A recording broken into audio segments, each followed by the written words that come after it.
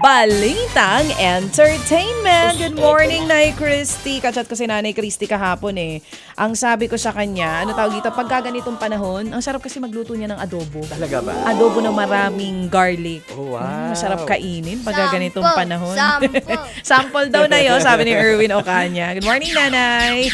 Eto na nga po pang malakasang aktingan ng hatid ng mga bida ng pinakabagong Dreamscape kapatid serye na Lavender Fields. Idinaan ni Jody Santa Maria sa mata-mata acting ang ilang eksena. Hindi rin papatalo sa aktingan si Janine Gutierrez sa pagbabanta niya laban sa pangiiwan sa kanya ng karakter ni Papa Echo Jericho Rosales. Hindi naman nagpahuli si Echo sa intense na pakikipagbakbakan. Ganyan kataas ang level ng sinusubaybayan ngayon na Lavender Fields. Simula pa lang yan ha mga kapatid dahil marami pa kayong mga aabangang eksena.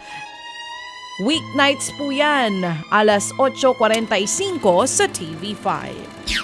Samantala, maglalabas ang dalawang bagong kanta, si SB19 member Pablo. Sa Instagram, ibinahagi ni Pablo ang teaser para sa dalawang bago niyang awitin na Alon at Laon. Ilalabas daw yan sa September 13 at 20. Magkakaroon din ng mall tour si Pablo para sa mga kanta.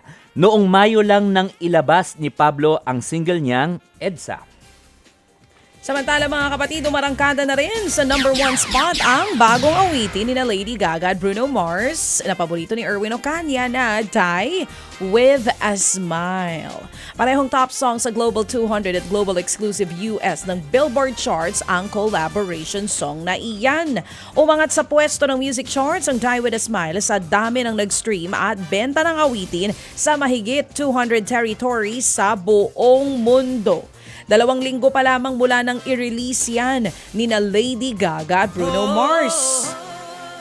Kasunod ng tagumpay na yan, inaasahan namang maglalabas ng bagong single si Lady Gaga mula sa inaabangang album niya sa susunod na buwan. Alinsunod yan sa isa niyang in-upload na larawan ng kanyang schedule. Ang ganda naman kasi talaga. Husay! Ted Filon at DJ Chacha. Ngayon, nasa Radyo 5, 92.3 News FM. Monday to Friday, 6 to 10 a.m.